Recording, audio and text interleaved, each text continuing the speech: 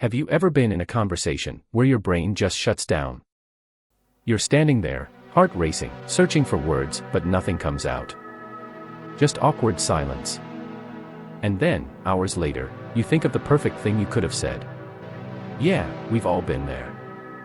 But here's the thing, running out of things to say isn't a you problem. It's a thinking problem. And once you learn how to think the right way in a conversation, you'll, almost, never run out of things to say again. See, conversations aren't about being clever or charismatic. They're about connection, and connection happens when your focus shifts away from, how do I sound, to, what do I notice? Most people freeze up because they're trapped inside their own heads. They're running a mental checklist like, am I being funny? Do they like me? Am I saying something stupid? And the more you think like that, the quieter you get. So let's fix that. Here are 4 simple shifts that'll make you someone who always has something to say, no matter who you're talking to. Stop trying to be interesting, start being interested. Most people enter conversations with the wrong goal. They're trying to impress. They want to sound smart, confident, or mysterious.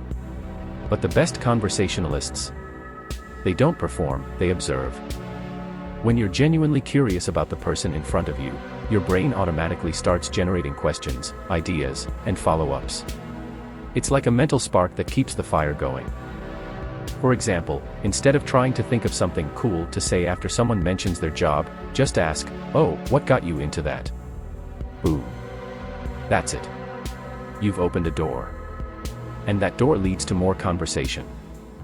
Curiosity takes the pressure off you and puts it where it belongs, on understanding the other person. That's how you make people feel seen.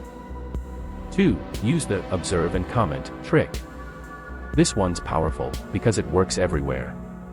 If your mind ever goes blank, stop searching for the perfect line. Just describe what you see. For example, you're at a party, wow, this music feels straight out of high school. Or in class, that's the 3rd time the teachers used the word however. I'm keeping count. Or with a friend, you always tilt your head when you think. Do you realize that? You're not trying to be deep. You're just being present. Commenting on your surroundings, or something you notice about the person, shows you're engaged, and it often leads to a fun or natural response. This trick kills silence instantly because it grounds the conversation in reality. You're not inventing things to say, you're reacting to what's already there. 3. Tell microstories, not monologues.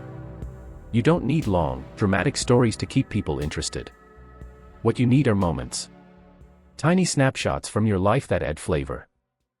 For example, if someone mentions they love coffee, you don't need to say, oh yeah, I know all about Arabica beans. You can just go, bro, I tried making coffee at home once, almost burned my kitchen. Never again. That's a microstory.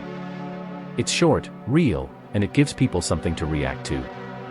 Humans connect through experiences, even small, silly ones. When you share those bite-sized moments, it signals openness. You're saying, I trust you enough to be real. And real beats rehearsed every single time. 4. Practice thought chaining. This is the secret weapon of people who never run out of things to say. Here's how it works, whatever someone says, link it to another thought, something it reminds you of. For example, they say, I went hiking last weekend. You could respond, oh nice, I haven't done that in ages, last time I hiked, I ended up lost in the rain. Totally worth it though. Or, do you go alone or with friends? I feel like hiking groups have their own vibe. Each answer connects their topic to your perspective. It's not about giving a perfect reply, it's about keeping the energy flowing. Here's the key, conversations don't die because of silence. They die because no one's building on what's being said. Thought chaining keeps that momentum alive, naturally. Now, let's be real.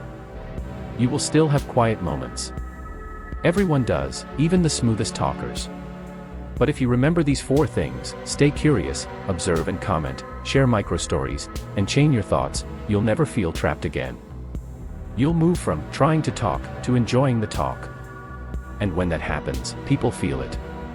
They feel your ease, your presence, your energy. And they want to talk to you more.